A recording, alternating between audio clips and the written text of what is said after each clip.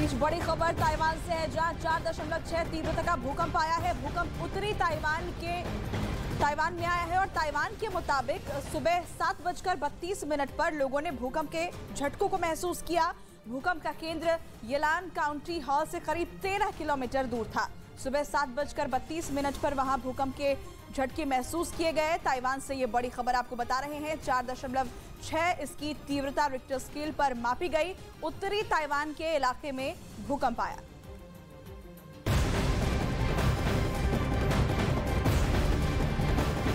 तुर्की में एक बार फिर से धरती हिली है। देर रात वहां फिर से भूकंप के झटके महसूस किए गए। भूकंप की तीव्रता 3.8 मापी गई है। गनीमत यह रही कि भूकंप के झटके ज्यादा तेज नहीं थे। 6 फरवरी को 7.8 तीव्रता का भूकंप आया था और उसके बाद किस तरह की वहां तबाही बरपी थी ये हर किसी ने देखा। जो मरने वालों का आंकड़ा है वो 46,000 से ऊपर पहुंच चुका है और ऐसे में अभी भी वहां पर रह रहकर भूकंप के झटके महसूस किए जा रहे हैं। एक बार फिर से वहां पर भूकंप आया है।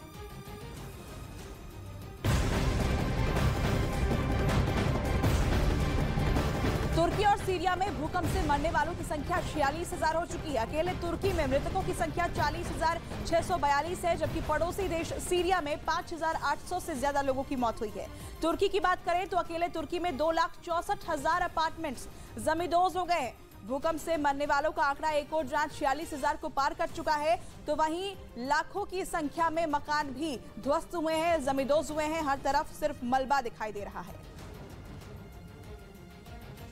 6 फरवरी को आए महाविनाशकारी भूकंप के बाद सीरिया में अब मलबा हटाने का काम तेजी से हो रहा है। सीरिया के जिंद्रिस से आई ड्रोन तस्वीरों में हर ओर तबाही ही तबाही नजर आ रही है और बड़ी बड़ी मशीनों के जरिए मकानों के मलबे को हटाया जा रहा है। कई किलोमीटर तक बस टूटी इमारतें, धराशायी अपार्टमेंट और खंडहर ही दिख रहा है। जो इमारतें बची भी हैं वो रहने लायक नहीं है। एहतियातन उन्हें भी जमींदोज किया जा रहा है। सीरिया में भूकंप से मरने वालों की संख्या 5,800 हो चुकी है, लेकिन जैसे जैसे मलबा हटाया जा रहा है शवों के मिलने का सिलसिला बढ़ रहा है।